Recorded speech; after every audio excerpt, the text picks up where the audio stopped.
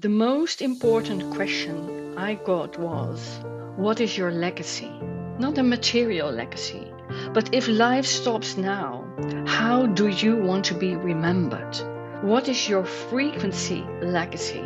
The Phoenix Frequency podcasts are results from that question. When all seemed burnt in your life, the fertile ash of a phoenix is filled with compassion, love, forgiveness, empowerment, intuition, wisdom, generosity, creativity, resilience, a balance of an evolution and involution, what is needed to rise. I am Nienke van Bezooijen and I live my Phoenix frequencies. On a weekly basis, I share my insights, my resources, and I have guests who Phoenix themselves. If it resonates to you, you're welcome to rise.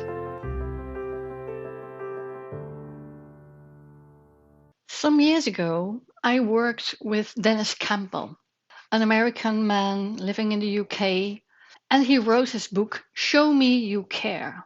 It's all about sales, but it really gave a good impression what care is all about.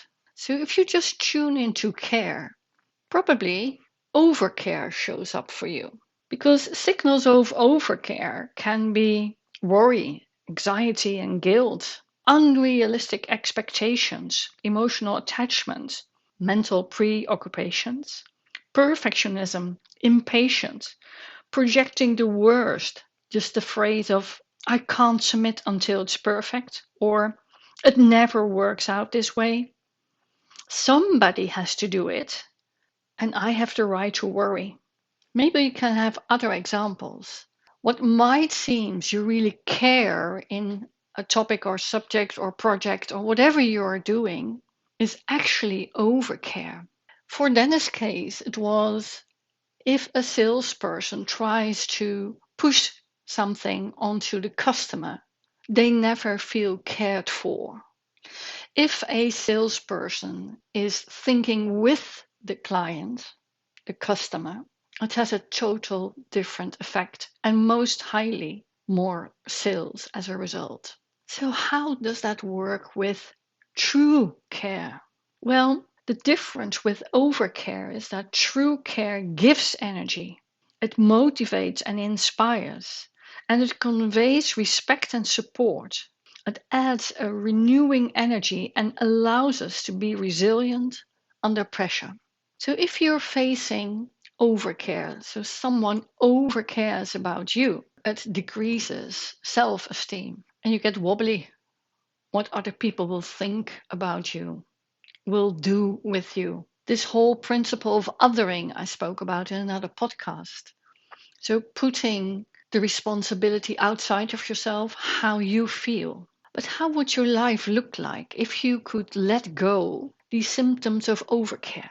If you are in a team and you have to accomplish something together, it doesn't help if one person always takes the responsibility and would say, oh, someone has to do it. Is that experienced in true care for the whole group?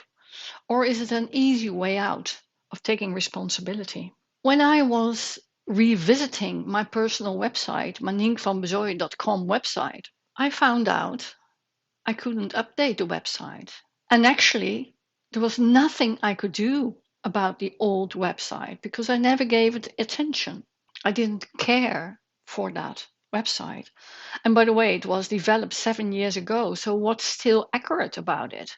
And then I got a precious gift of having to delete my whole old website and start from scratch, and got the opportunity to rebuild what I really care about now. And when I was writing and rewriting the pages, I could see how my care and how I can be with that has shifted over the years. By now, I know if I'm faced stepping into overcare myself, it never gives me energy and it depletes me straight away in what I really want to contribute to the world with. What I truly care about these days was set on paper straight away in a straight flow, and everything was recreated in a way I resonate with in this moment of my life. And still, that can change over the years what to come. No problem. It's just what I really care about and express that with the world. But how about the overcare of others towards you? Can you picture a situation where you're not a driver of your own life's car? When you get feedback from others, oh, don't you worry. Oh, please look out. You never can do this. You can feel diminished. You can feel suppressed. You can experience a blockage of free expression from yourself. And that all because someone shows a really care with the expression of overcare. The opposite of overcare is that you don't care about anything at all. You numb yourself. But if you really look what breaks your heart and what you really want to care, to shift, to contribute with, that's a total different frequency. An overcare frequency, the perfectionism, the impatience, this emotional attachment, how others would feel about you, think about you, judge you, or the feelings of shame and blame and guilt. It's all in the part of overcare. Because if you speak up and you give voice to what really matters to you, that's what you really care about. Sometimes it requires time to find that voice to what really matters to you, what you really care about. But you can practice by speaking up. And if you want, you can really just list for yourself your core values, what you really care about. And if you choose that to be your anchor point in life, your life will shift instantly. Can you make a list of what you really care about?